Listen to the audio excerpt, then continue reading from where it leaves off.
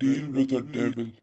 अगर आपको अपनी सोल बेचकर कोई भी चीज हासिल करने का मौका मिले तो आप क्या करेंगे?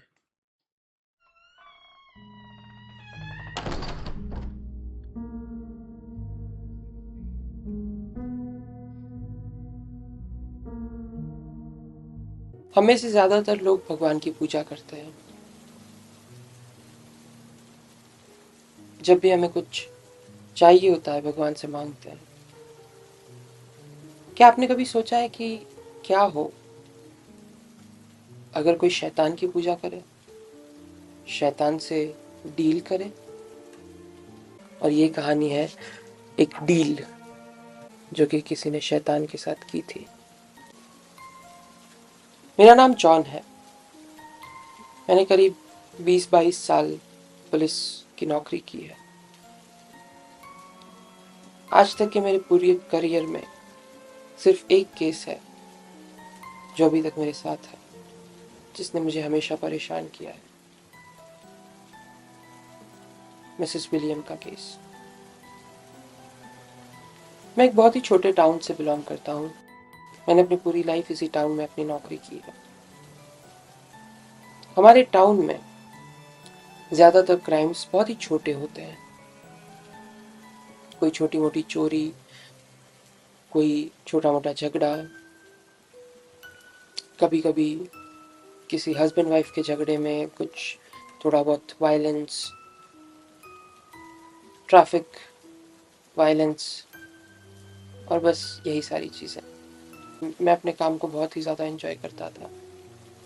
मुझे अच्छा लगता था कि हमारे यहाँ पर कोई मर्डर्स, कोई यू नो कोई बहुत बड़े बड़े गोर क्राइम्स नहीं होते हैं। लेकिन एक केस जो कि मिसेस विलियम का है, वो आज तक हमारे साथ है और मैं शायद ज़िंदगी भर उसे ना भूल पाऊँ। मिसेस विलियम एक काफ़ी ओल्ड लेडी थी और करीब 1 साल पहले जब उन्होंने मिस्टर विलियम को खोया, उसके बाद से उनकी दिमागी हालत कुछ ठीक नहीं थी। वो अकेली रहा करती थी उनके बड़े से फार्म वाले घर में। मुझे जहाँ तक मालूम है उनकी कई कुछ छोटी मोटी और प्रॉपर्टीज़ भी थी, बट क्योंकि उनका most of the time mister और मिसेस विलियम ने इसी फार्म हाउस पर गुजारा था, वो शायद इसीलिए वहाँ रह रही थी। और मिसेस विलियम हर 2 या 3 हफ्ते में एक आध बार तो पुलिस स्टेशन कॉल करती ही थी। कभी कोई उनके घर में घुस गया है, कभी कोई उन्हें परेशान कर रहा है, ऐसी अलग अलग तरह की बहुत सारी कंप्लेंट्स। बट हमेशा एक चीज़ जो कि कंसिस्टेंट थी, वो ये कि कभी वहाँ पर उनको परेशान करने वाला कोई नहीं होता था जब भी हम वहाँ पर जाते थे, मैं और मेरा पार्टनर।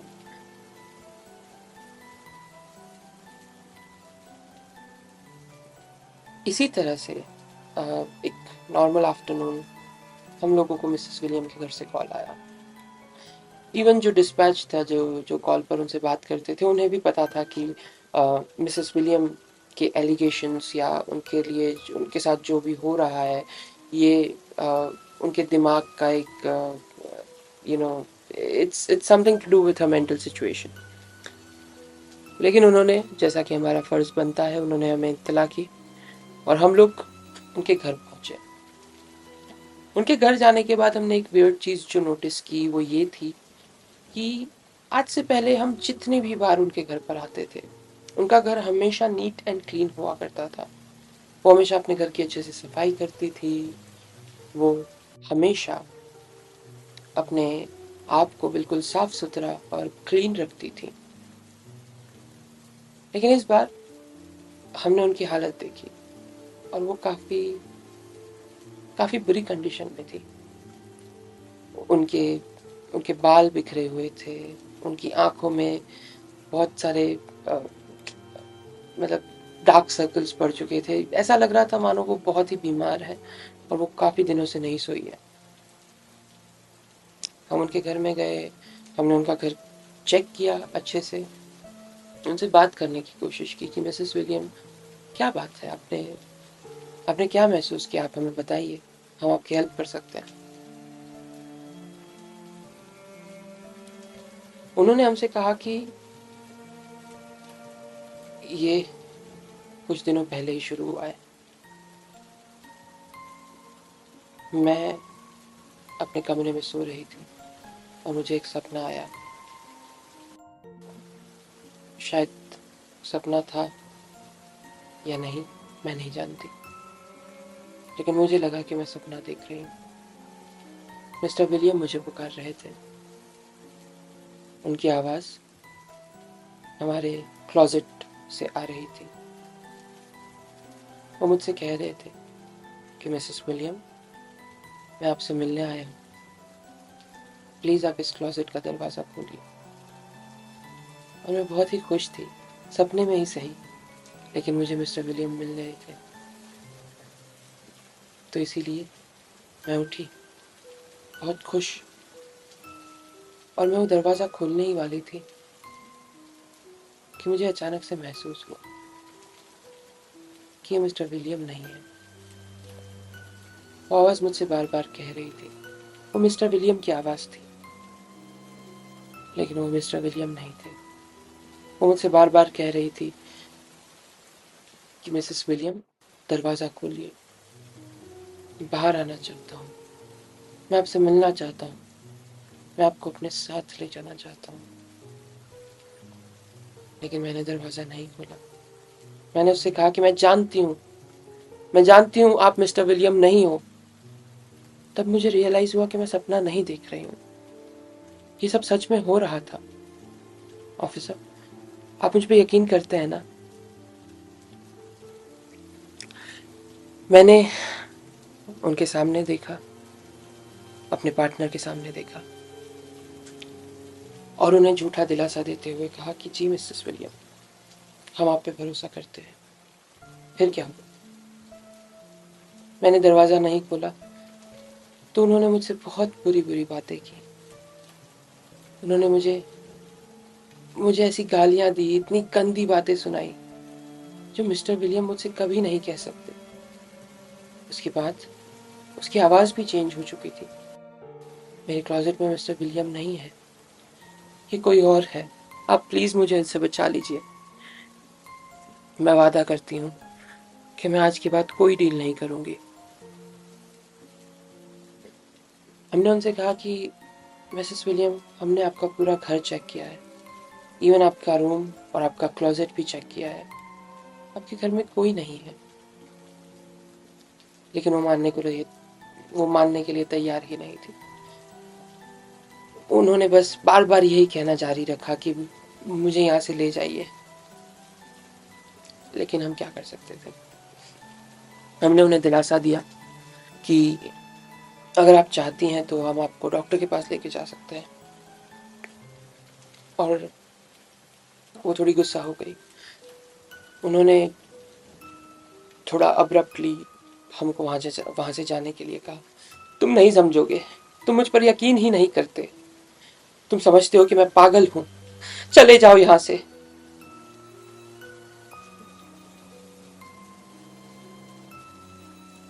हम लोगों ने उनकी बातों को इग्नोर किया। हम ये समझते थे कि वो अपना दिमागी संतुलन खो चुकी है। हमें उनकी फिक्र थी, लेकिन हम कुछ नहीं कर सकते थे उनके लिए इस पॉइंट पर। लेकिन स्टेशन आने के बाद मैंने उनके बच्चों को कांटेक्ट करने का ट्राई किया। दरअसल उनके 2 बेटे थे, दोनों में से किसी ने भी फ़ोन नहीं उठाया। जब मैंने उनकी सबसे छोटी बेटी को फ़ोन किया तो मेरी उनसे बात हुई, लेकिन जब मैंने उन्हें बताया कि आपकी मॉम को आपकी ज़रूरत है, आपको उन्हें यहाँ से ले जाना चाहिए, उन्होंने मुझसे कहा कि मैं बिज़ी हूँ, मैं आपको बस थोड़ी देर में फ़ोन करती हूँ। लेकिन वो फ़ोन कभी नहीं आया। मैंने हमारे पुलिस चीफ से ये बात शेयर की कि हमें मिसेस विलियम के लिए कुछ करना चाहिए। पुलिस ऑफिसर और पुलिस चीफ अपनी ड्यूटी के दायरे में रहकर उनके लिए कुछ नहीं कर सकते थे, लेकिन इस टाउन के एक member, as a community member, हम ज़रूर कुछ कर सकते थे।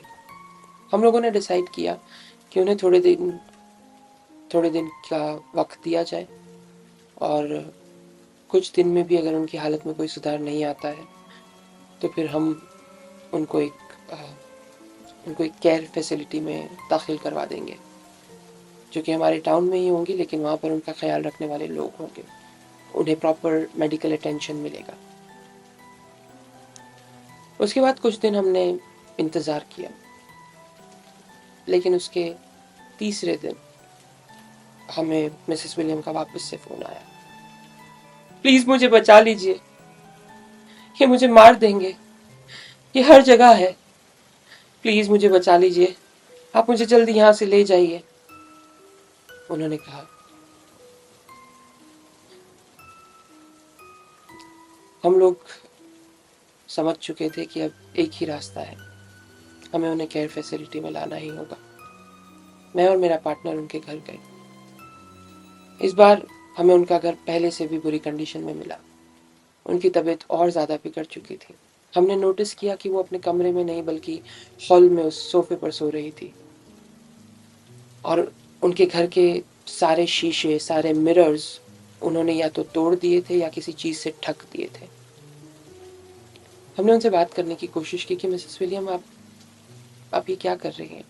जब तक मेरा पार्टनर अंदर गया, उसने आसपास चेक करने के लिए, घर को चेक करने के लिए, तो मैंने उनसे बात की, और वो मुझसे कहने लगी कि वो हर जगह है, वो मुझे लेने आया है, मैं उसके साथ नहीं जाना चाहती, मैं बहुत मैं बहुत और वो आगे कुछ नहीं कह पाई। हमने नोटिस किया कि वो अपने कमरे में रखे मिरर और क्लोजेट की वजह से नहीं सो रही थी। उन्होंने इस घर के सारे क्लोजेट्स के दरवाज़ों पर बड़ी बड़ी लकड़ियों के टुकड़े कील से लगा के रखे हुए थे, ताकि कोई उन्हें ओपन ना कर सके, खोल ना सके। उन्होंने अपने घर में एक गन रखी हुई थी। जब हमने वो गन चेक की तो वो लोडेड थी, और उसमें से कुछ राउंड्स फायर किए गए थे। जब अपने घर को चेक किया तो वो राउंड्स क्लोजेट्स की तरफ फायर किए गए थे। उनके पास एक बाइबल रखी हुई थी। हम ये सब देखकर बस एक ही कंक्लूजन निकाल सकते थे कि उनकी दिमागी हालत अब बहुत बिगड़ चुकी है, और उनके लिए अकेला रहना बिल्कुल भी सेफ नहीं है। जब हम उनको वहाँ से लेकर निकले तो हमने तय किया कि हम आज रात के लिए, क्योंकि काफ़ी शाम हो चुकी है, उनको एक होटल में रुकवाएंगे, और अगले ही दिन सुबह हम उनको केयर फैसिलिटी में लेकर जाएंगे। इस चीज़ के बारे में हमने पुलिस चीफ से भी परमिशन ले ली थी। उस राइड के दौरान जब मैंने उनसे फिर से बात करने की कोशिश की, उन्होंने मुझसे कहा कि मुझे वो डील कभी नहीं करनी चाहिए थी, मुझे वो डील कभी नहीं करनी चाहिए थी। वो बस बार बार यही चीज़ दोहराई जा रही थी। फिर वो कहने लगी कि मुझे अब भगवान भी नहीं बचा सकते, भगवान मुझसे नफरत करते हैं, क्योंकि मैंने वो डील की थी। तुम मुझे माफ कर दोगे ना विलियम? विलियम मुझे माफ कर देंगे ना? मैं नासमझ थी, मुझे नहीं पता था कि मैं क्या करूं। मैंने उनसे पूछने की कोशिश की कि आप किस डील के बारे में बात कर रही हैं, लेकिन उनसे कोई जवाब नहीं मिला। फिर जब हमने उनको अपने होटल रूम में छोड़ा तो उन्होंने मुझे अपनी बाइबल दी। उन्होंने कहा कि वो मुझसे कहते हैं कि वो तुम्हें भी नहीं छोड़ेंगे, तुम इसे अपने पास रखो। ईश्वर मुझसे प्यार नहीं करते तो क्या, वो तुमसे तो करते हैं, वो तुम्हारी रक्षा करेंगे, तुम तुम इसे अपने पास रखो। मैं कोई बहुत ज़्यादा धार्मिक इंसान तो नहीं था, लेकिन मैं पॉजिटिव एनर्जी और किसी सुप्रीम पावर के होने में ज़रूर बिलीव करता था। मैंने उनका दिल रखने के लिए वो बाइबल उनसे ली। जब मैं उस रात अपने घर गया तो पता नहीं, बट मैं टेम्पटेड था कि मैं वो बाइबल देखूं। और जो मैंने अंदर देखा उसके लिए शायद मुझे कोई भी प्रिपेयर नहीं कर सकता था। उस बाइबल के अंदर कई पन्नों पर, अलग अलग जगहों पर, जो कि ब्लैंक स्पेसेस होती है, मिसेस विलियम ने काफ़ी सारी चीज़ें लिखी हुई थी। सबसे पहले मुझे पता चला कि ये बाइबल उन्हें उनके पिताजी ने दी थी, शायद उनके 18th बर्थडे पर, और तब से ये बाइबल उनके साथ थी। लेकिन धीरे धीरे मुझे रियलाइज़ हुआ कि वो इस बाइबल का यूज़ काफ़ी अलग तरीके से कर रही थी, एज अ डायरी इन अ वे। उन्होंने उस बाइबल में लिखा हुआ था कि मिस्टर विलियम को कैंसर हो चुका है और मिस्टर विलियम के पास अब सिर्फ 6 महीने हैं। उसके बाद के नोट्स में लिखा हुआ था कि मैंने हर तरह से, हर तरीके से भगवान से मांगने की कोशिश की है कि मिस्टर विलियम को कुछ ना हो, लेकिन उनकी हालत बद से बदतर होती जा रही है। लेकिन द वियर्ड पार्ट वाज, ये कैंसर, ये नोट्स, ये शायद आज से 20-25 साल पहले के थे, जब मिस्टर विलियम काफ़ी यंग रहे होंगे, may be in his 30s। मैंने आगे पढ़ा। उन्होंने कहा कि मुझे एक तरीका मिल गया है। मैं नहीं जानती है कितना सही है, कितना गलत है, पर मैं अगर मिस्टर विलियम को बचा सकती हूँ तो मुझे हर चीज़ मंजूर है। फिर मैंने आगे पढ़ा। उन्होंने लिखा था कि मैंने उसके साथ डील कर ली है। अब मिस्टर विलियम को आने वाले 21 सालों तक कुछ नहीं होगा। जब मैंने और पढ़ने की कोशिश की तो मुझे समझ में आया कि उन्होंने एक डील की थी। अब आप इसे ब्लैक मैजिक कहिए, शैतान की आराधना, शैतान की पूजा कहिए, या फिर कुछ और। उन्होंने उस डील को करने के लिए जो प्रिपरेशन होती है, जो मेथड्स होती है, उन सब चीज़ों को नोट किया हुआ था। मैं यहाँ पर वो चीज़ें शेयर नहीं कर सकता, लेकिन आप इतना समझ लीजिए कि वो डील कुछ ऐसी थी कि अगर मिसेस विलियम चाहती है कि मिस्टर विलियम और आने वाले 21 सालों तक जिंदा रहे और वो भी हेल्थी, तो मिसेस विलियम को अपनी सोल शैतान को बेचनी होगी।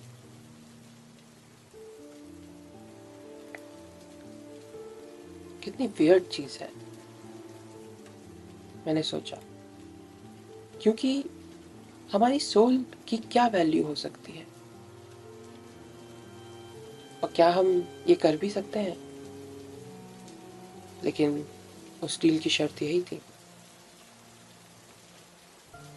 और जहाँ तक मैं मिस्टर और मिसेस विलियम को जानता हूँ, शायद ये डील सक्सेसफुल रही। उस डील के अंदर, उस डील के मुताबिक 21 साल मिस्टर विलियम के साथ स्पेंड करने के बाद मिस्टर विलियम नेचुरली इस दुनिया से चले जाएंगे और शैतान उन्हें बिल्कुल भी परेशान नहीं करेगा। लेकिन जैसे ही मिस्टर विलियम के जाने के ठीक 1 साल बाद शैतान मिसेस विलियम की सोल लेने के लिए आएगा। He will come to collect its debt। मैंने सारी डेट्स और सब कुछ वेरीफाई किया, और उसके अकॉर्डिंग आज ही की रात मिस्टर विलियम को मरे 1 साल होने वाला था। मैं नहीं जानता था कि मैं मिसेस विलियम को कैसे बचाऊंगा या मैं उनके लिए क्या कर सकता हूँ। लेकिन जैसे ही मुझे इस चीज़ का रियलाइजेशन हुआ और मैंने अपने मन ही मन सारे कैलकुलेशंस किए, मिस्टर विलियम आज से ठीक 1 साल पहले हार्ट अटैक से मरे थे। So as the deal stated, शैतान मिस्टर विलियम को बिल्कुल परेशान नहीं करेगा और मिस्टर विलियम एक नेचुरल नॉर्मल डेथ से मरेंगे। और प्रेज्यूमेबली ठीक 21 साल बाद जब उन्होंने वो डील की थी। और आज मिस्टर विलियम के मरने के ठीक 1 साल बाद आज ही वो रात है जब आज से शायद 22 साल पहले मिसेस विलियम ने ये डील की थी डेविल के साथ। मैं नहीं जानता था कैसे, लेकिन मैं मिसेस विलियम की हेल्प करना चाहता था। मैं तुरंत उठा, मैंने अपने पार्टनर को फ़ोन किया, उसे बस ये कहा कि तुम्हें तुरंत मिसेस विलियम के होटल रूम आना होगा। और जब हम वहाँ पहुँचे बहुत देर हो चुकी थी। हमने काफ़ी देर तक उनका दरवाज़ा नॉक किया, दरवाज़ा खटखटाया, बट मिसेस विलियम ने कोई जवाब नहीं दिया।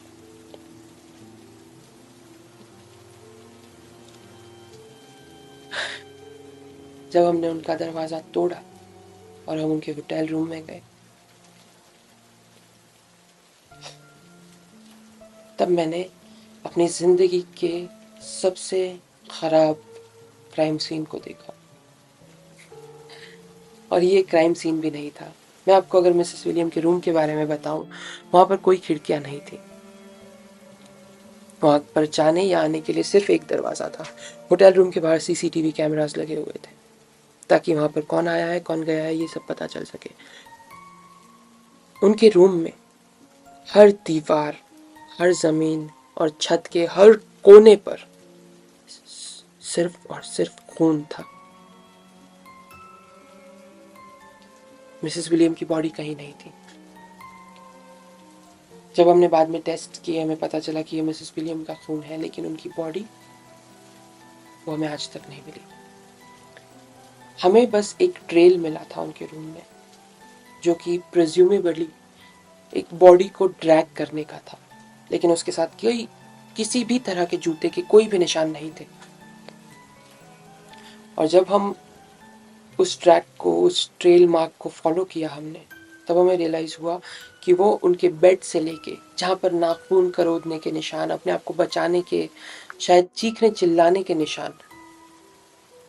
आप समझ सकते हैं कि जब किसी ने स्ट्रगल किया हो, जब किसी ने अपने आप को रोकने की, अपने आप को बचाने की कोशिश की हो, तो उस जगह की हालत कैसी होगी।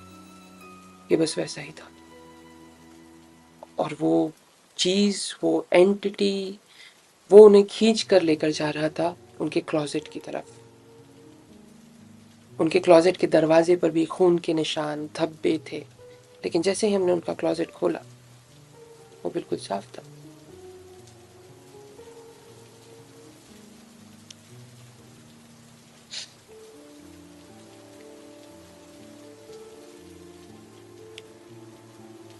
मैं नहीं जानता कि